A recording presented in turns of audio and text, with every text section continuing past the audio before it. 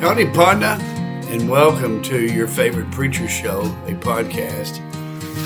If my memory serves me correctly, this is the first one in about a month, maybe 5 weeks. Those of you who are regular participants, you know I have been fighting this prostate cancer. According to the oncologist and the urologist, both agree that I'm in recovery. I'm on the other side of the treatment process. I had the radiation seed implant about a month ago. That's the reason why I have not been sharing with you a weekly podcast.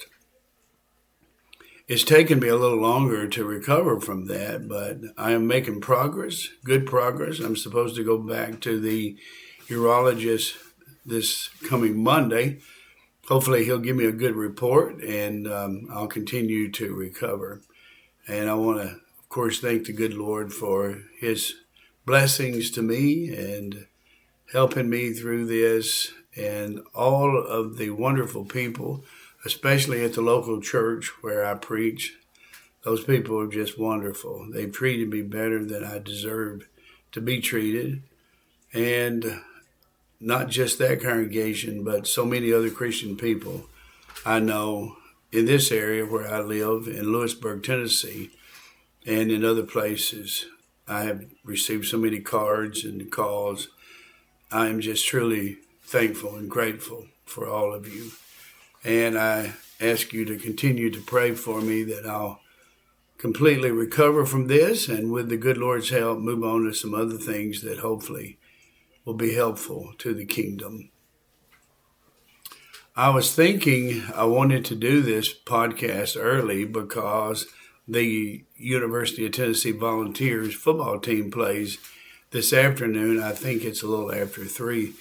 According to the clock on the wall, it is 12:29 p.m., so I am getting an early start. Looking out my back door, it's just a beautiful fall day. The sun is bright. It was cool this morning, but it's warming up nicely. It's just a wonderful time of the year, and I hope all of you will have an enjoyable day today and enjoyable days in the future as we enjoy this wonderful time of the year. Today, I want us to think about this question: do you have any trouble getting along with other people? You have to admit, friend, we live in a world filled with angry people. I watch the news occasionally. I don't watch it as much as I used to because I just got fed up. I usually watch one of the local channels in Nashville just to get the weather forecast, even though most of the time they are wrong. At least it gives me something to think about. And other than that, that's about it. I read some stuff on the internet occasionally, but that's about it. I have just through the years become so frustrated with news, and especially some of these 24-hour news channels, that I've just decided to check out of most of that. I still listen to some podcasts, and I get good information many times from those folks, but most of the things I watch now on television are things that are easy to watch. They don't create a lot of stress, and so my habits have changed over the years. But when I do watch the news, it's depressing because I see all these angry people, and I know sometimes life can treat us harshly, and sometimes people feel like they've been treated badly. But I look at these people and they're so angry. They're just so filled with anger.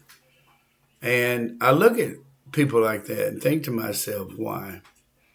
And then I think about people who sometimes will tell me that they have a hard time getting along with other people and they don't have any friends. And I think about that, and I think to myself, why? Why do you not have any friends? And so I decided to share this lesson with you today. I hope it will be helpful to you. And I want you to be honest with yourselves this morning. And I want you to be honest enough to be able to answer a few questions I'm going to ask you. But the first question is, do you have trouble getting along with other people? And it may be people at work. I remember hearing about this story about this fellow. He came to work one morning and he worked right next to this fellow. They did production jobs. And he was doing his particular job, and his coworker asked him how he was doing. And he turned around and he just slapped him. I mean, he really rang him up, just left his cheeks flapping. And the man was just stunned by it. His coworker was stunned by it. Well, a few minutes later, he gathered himself and he said, are you having a bad morning? And that fellow just reached over and gave him another slap. Just, again, rang him up, left his jaws flapping. Well, he tried to recover, and then later he said, did you wake up grouchy this morning? And his friend, his coworker, said, no, she woke me up. Well, I don't know why, but sometimes people, they are grouchy. They can be downright mean at times. And then they ask themselves, why is it that they have a hard time getting along with other people? And so this morning or this afternoon, I want you to ask yourselves, do you have a hard time getting along with other people? Maybe it's people on the job. Maybe it's your neighbors. Maybe it's, if you are a church member and you attend a church, maybe it's your fellow church members. Do you ever have trouble getting along with those people? I know people who say, if they were honest, who would say if they were honest, yes, they have a hard time getting along with other people. My question is why? Now, I have these questions for you that might help you, if you are honest, to know why you have a hard time getting along with other people. And the first question is, are you argumentative? Meaning, are you one of those people that seemingly enjoys arguing with other people? Yes or no? Secondly, do you sense the need to always have the last word? If you get into a discussion with other people, you may not call it an argument, but you get into a discussion with other people. Do you always have to have the last word? No matter what anybody else says, you always have to have the last word? And then thirdly, can you accept the personal opinion of another, even if you think it is wrong? Can you do that? Well, I think by answering those three questions, it might help you to understand why it's a challenge for you to get along with other people.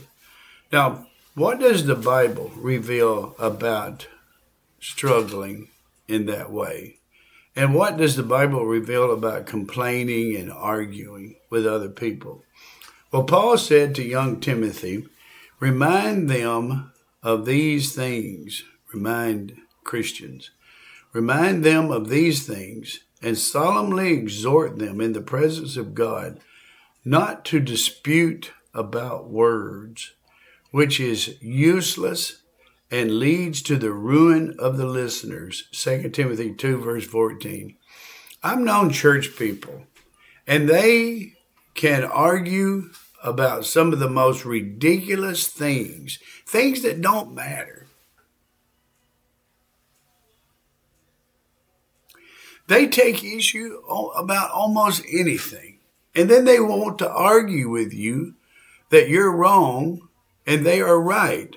And they can't accept it unless finally you agree with them that they're right. Well, Paul said to Christians through this letter that he wrote to Timothy, don't argue, especially over useless matters. Paul said about those who serve the Lord in 2 Timothy 2, verse 24, the Lord's bondservant must not be quarrelsome, but be kind to all, skillful in teaching, patient when wronged. That's the fourth question. Are you patient when wronged? When you perceive that somebody has said something to you that was hurtful to you, or maybe you feel like you've been wronged in some way, can you be patient enough to work through those problems without creating more problems? Now, if you can't, then you're going to constantly be in conflict with other people. You're always going to be butting heads with other people. And I have learned through the years, it's not worth it, folks. Unless it's going to cost somebody their soul, or unless it's going to hurt somebody physically, harm somebody physically, or unless it's going to defame somebody's character, slander somebody's good name, destroy somebody's reputation, it's not worth it. Just whatever somebody says, let it go in one ear and out the other. You're so much better off for doing so. And I can honestly say, I used to not be that way. I always heard redheads have a hot temper. Well, my hair is not nearly as red as it used to be, so maybe that had something to do with it. Or maybe just common sense kicked in.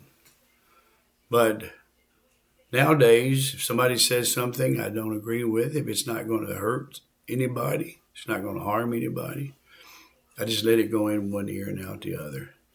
Before involving ourselves in an argument with others, we should ask ourselves the following questions.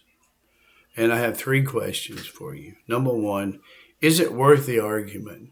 Now, sometimes I've had people to come to me and ask me a biblical question, and I've given them the answer that I know is biblical, and they would take issue with me, which was strange because I always wondered, why would they ask me a question and then argue with the answer I gave them? But if they asked me a question and I knew the answer was imperative to their spiritual good, then I would take a stand. But if it's not worth the argument, then I don't bother. Secondly, will it make a difference one way or the other? If it's not going to make a difference, then why bother? And finally, does the argument do more harm than good? And if I think it's going to do more harm than good, then move on to something else. I love this quote from William Barclay. William Barclay, he wrote a set of commentaries on the New Testament, maybe the Old Testament as well. Brilliant man. He said this, and I quote, if the world's problems could have been solved by discussion, they could have been solved long ago, end quote. And in addition to that, the wise man said, when there are many words, wrongdoing is unavoidable, but one who restrains his lips is wise. That's from Proverbs 10, verse 19. He who restrains his lips is wise. And so ask yourselves this question. If you are having trouble getting along with others, why? Ask yourself, why? Ask yourself, is it my fault?